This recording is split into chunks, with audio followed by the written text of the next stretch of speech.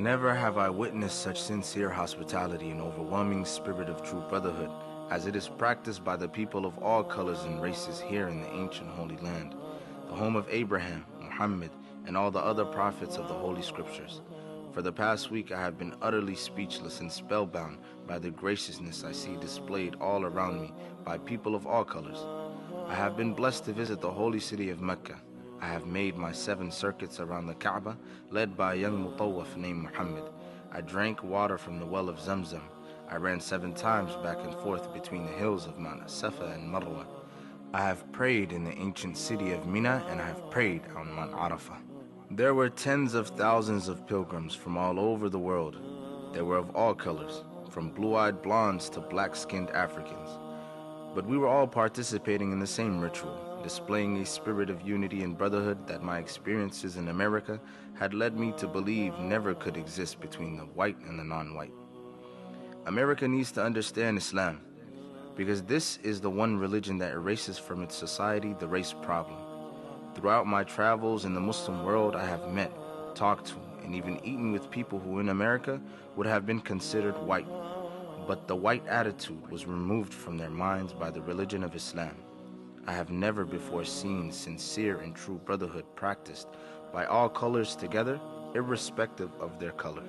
You may be shocked by these words coming from me, but on this pilgrimage, what I have seen and experienced has forced me to rearrange much of my thought patterns previously held, and to toss aside some of my previous conclusions. This was not too difficult for me. Despite my firm convictions, I have always been a man who tries to face facts and to accept the reality of life as new experience and new knowledge unfolds it.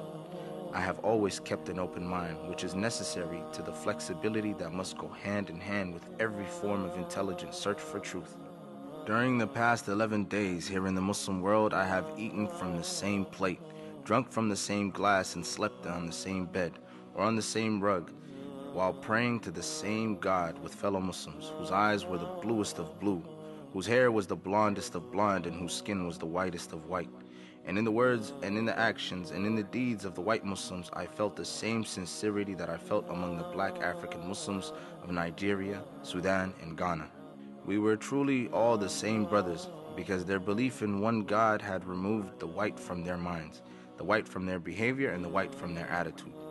I could see from this that perhaps if white Americans could accept the oneness of God, then perhaps too they could accept in reality the oneness of man, and cease to measure and hinder and harm others in terms of their differences in color. With racism plaguing America like an incurable cancer, the so-called Christian white American heart should be more receptive to a proven solution to such a destructive problem. Perhaps it could be in time to save America from imminent disaster, the same destruction brought upon Germany by racism that eventually destroyed the Germans themselves. Each hour here in the Holy Land enables me to have greater spiritual insight into what is happening in America between black and white. The American Negro can never be blamed for his racial animosities.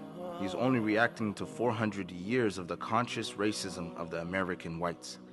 But as racism leads America up the suicide path, I do believe, from the experiences that I've had with them, that the whites of the younger generation in the colleges and universities will see the handwriting on the walls, and many of them will turn to the spiritual path of truth, the only way left to America to ward off the disasters that racism inevitably must lead to. Never have I been so highly honored. Never have I been made to feel more humble and unworthy. Who would believe the blessings that have been heaped upon an American Negro?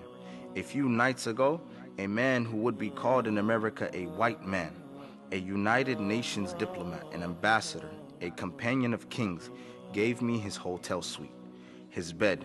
Never would I have even thought of dreaming that I would ever be the recipient of such honors. Honors that in America would have been bestowed upon a king, not a Negro. All praise is due to Allah, the Lord of the worlds. Sincerely, Al-Hajj Malik Al-Shabazz.